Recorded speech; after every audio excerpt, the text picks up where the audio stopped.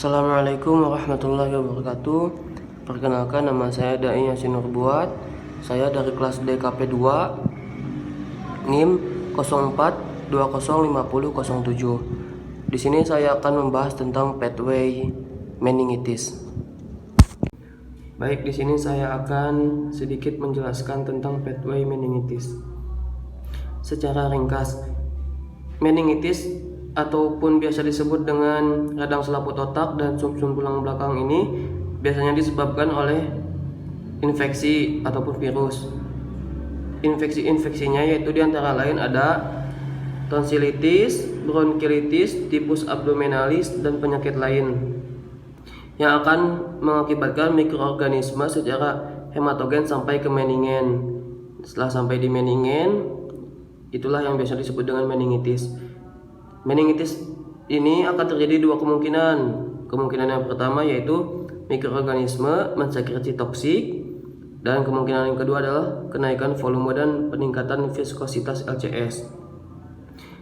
Lalu kita di sini akan membahas kemungkinan yang pertama dulu. Dalam kemungkinan yang pertama yaitu mikroorganisme mensekresi toksik yang akan mengakibatkan toksemia. Lalu di dalam toksemia ini mengakibatkan peningkatan suhu oleh pengaturan hipotalamus, dan akan terjadi hipertermia dan akan terjadi memory respon lingkungan luar, dan akan terjadi juga peningkatan output cairan, penurunan sekresi, trakeobronkial, lalu penumpukan sekret di trakea bronkus, dan akan terjadi gangguan bersihan jalan nafas. Lalu kita akan membahas tentang yang kedua. Kemungkinan yang kedua yaitu kenaikan volume dan peningkatan viskositas LCS.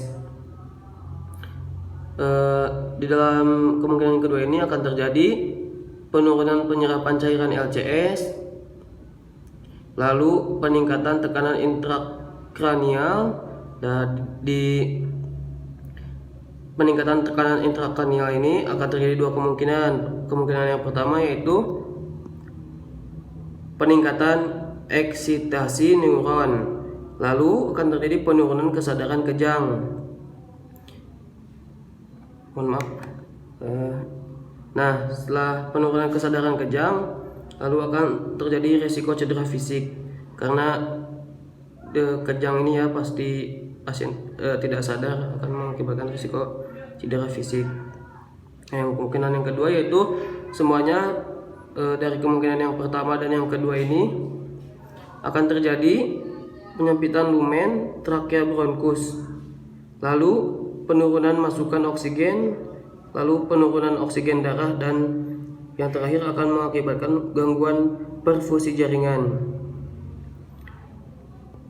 Mungkin hanya sekian penjelasan tentang pathway meningitis dari saya.